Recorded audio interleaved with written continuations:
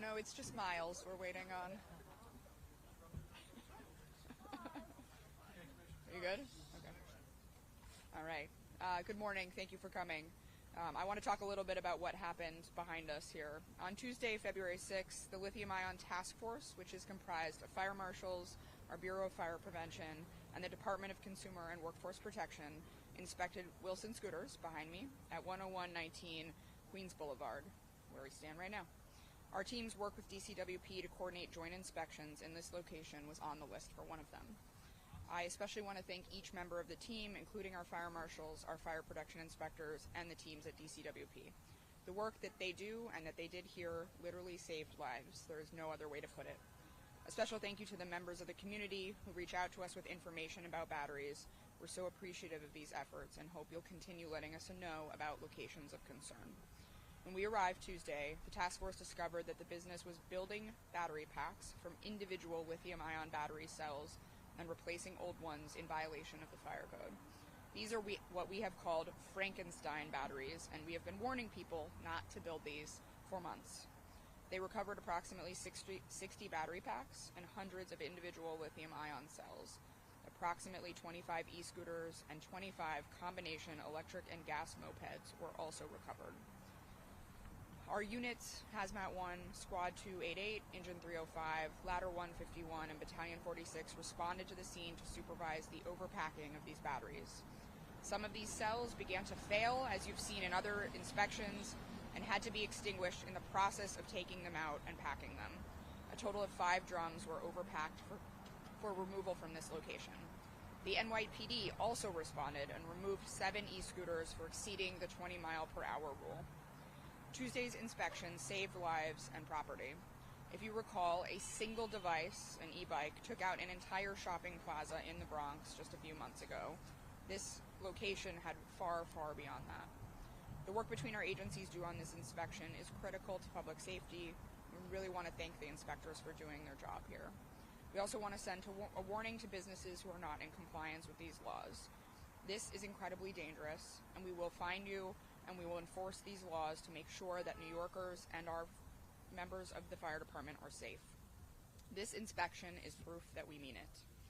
The Bureau of Fire Prevention issued violations for storing more than 5 batteries, storing altered and repaired batteries, summonses for repairing and working on batteries, fire extinguishers that were not tagged, electrical hazards, obstruction of egress, storing gasoline and diesel fuel, handling and storing of portable equipment, and obstruction of governmental authority for attempting to remove and hide batteries.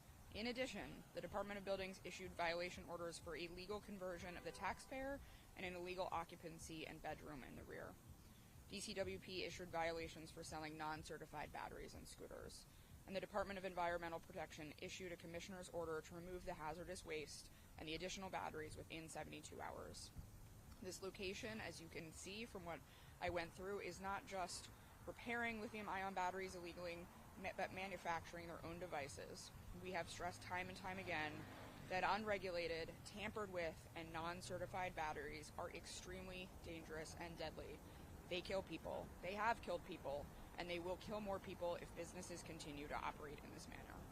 I hope this message to other businesses that are operating like this will be that we will find you and we will shut you down, and that what you're doing is dangerous. With that, I'd like to introduce the DCWP Commissioner Mayuga. Good morning, everyone. Thank you so much, Commissioner Kavanagh. I'm Vilda Vera Mayuga, Commissioner of the New York City Department of Consumer and Worker Protection. As Commissioner Kavanagh just highlighted, uncertified devices pose a major threat for our city. But through this amazing collaboration we've been having between DCWP and the Fire Department, we continue to further the work of the city to keep New Yorkers safe and protected from the dangers of uncertified lithium-ion batteries. DCWP enforcement staff work to proactively identify businesses that we suspect might be engaging in dangerous activities. And in this case, our Deputy Director of Operations, Vanessa, came across Wilson Scooters, which was advertising itself as a battery factory. DCWP charged Wilson Scooters with 31 counts of violating the micromobility safety laws that DCWP enforces, including selling uncertified lithium-ion batteries and mobility devices that use them. Since we began enforcing the lithium-ion certification law back in September of last year, we've conducted over 500 inspections, many of them jointly with our partners at the fire department, and issued nearly 200 violations to businesses for violating the law. We do strive to build a culture of compliance with our city's laws, but we will certainly not hesitate to take action against businesses that threaten the health and safety of our neighbors. Any businesses with questions or consumers who believe they've come across a business violating the law should reach out to us. They can do it by visiting us at nyc.gov/DCWP or calling 311. Thank you again to the Fire Department and Fire Commissioner Kavanagh for collaborating with us in our respective enforcement roles, and certainly to the Mayor for spearheading the city's efforts to protect New Yorkers against the dangers of lithium-ion batteries.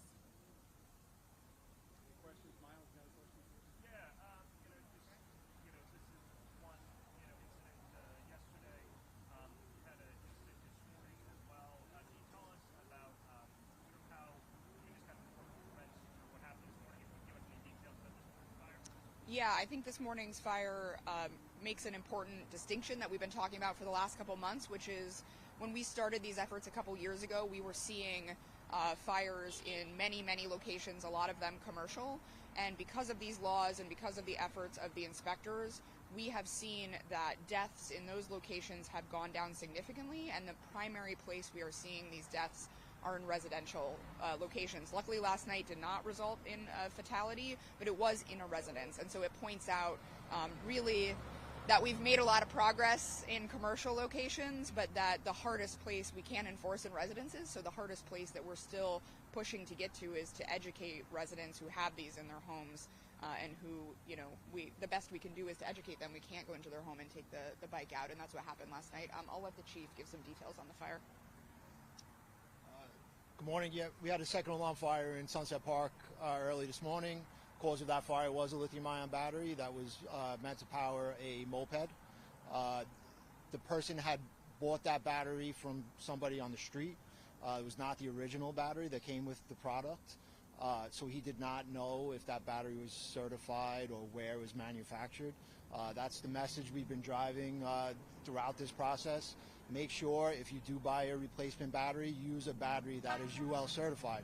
Buy it from the manufacturer that you bought the original product from. That's the most dangerous.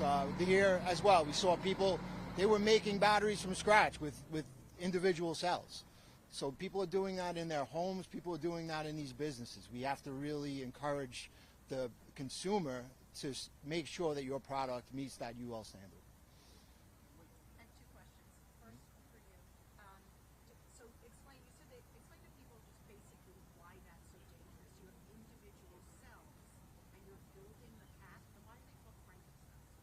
So I will say a couple of things. The chief can weigh in. So we call them Frankensteins. It's just a reference to someone making them post-production. So someone deciding on their own to take parts from different manufacturers and try to make the battery rather than a certified facility making a battery that can't be tampered with after the fact.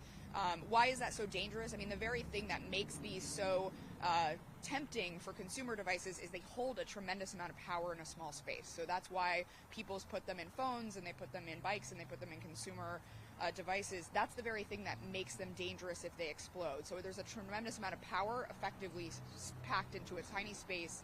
Once you damage them, that they explode. The amount of power inside them explodes. So anyone who is doing this kind of work that is, you know, one, not trained to do it, but two, doing it in a residence or a business like this that is not, you know, meant or built to sort of handle what is effectively an industrial operation, right? There's a reason that other sorts of businesses that do dangerous industrial work are not, you know, on the bottom floor of someone's home or not in an apartment. It's very similar with this. So if you buy them from the manufacturer and you don't tamper with them, they remain relatively safe. But as soon as you do anything else, you're dealing with a very unstable and very potentially explosive device.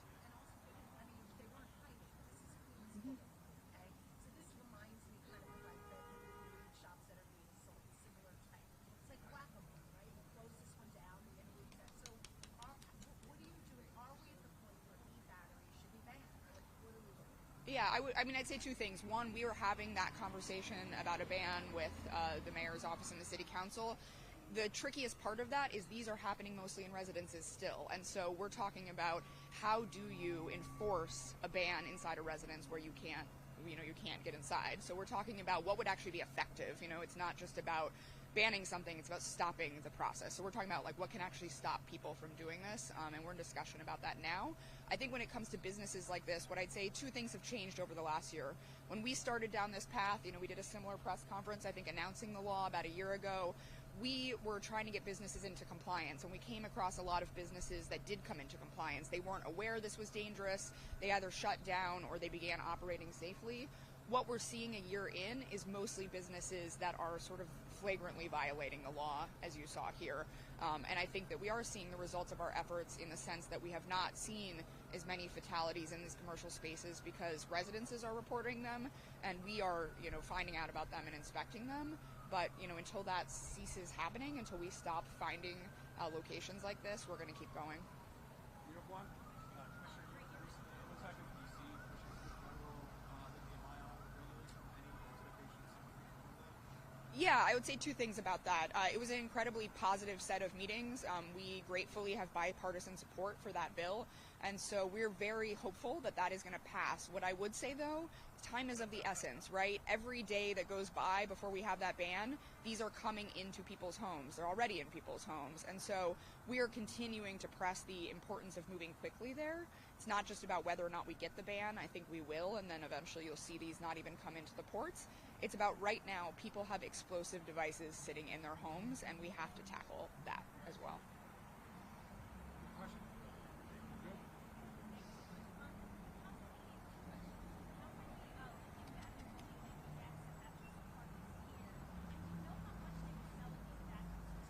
So gratefully, we have not had any deaths this year from these fires, and I don't know if the chief knows they were price? selling them for. I'm sorry, I Probably don't not. know what the price of each device was. They were doing repairs as well, which is also something we discourage. Wait, hold one second.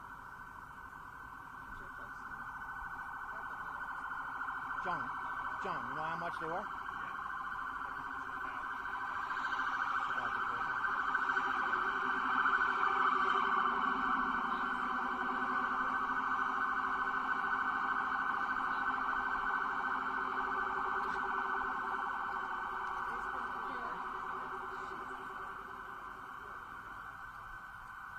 That was a good break because I can answer your question. So they range between for the full device, the frame, the battery itself, range between $2,000 and $4,000. Yeah, so pretty expensive. Yes, yeah. And then the consumer assumes that these are safe products, and they may not be. So we have to make sure that people know what they're looking for. We're looking for that UL label. We want that certification on these devices. No, for the full device. Full device. So they were refurbishing batteries here and selling them? They were actually manufacturing their own batteries from scratch. So they were taking the cells and putting it into a full pack to manufacture the battery. Very dangerous. Very dangerous, yes. Any other questions here? Everybody okay? That's all right. All right. Thank you, Commissioner. Thank you, guys. Chief, thank you.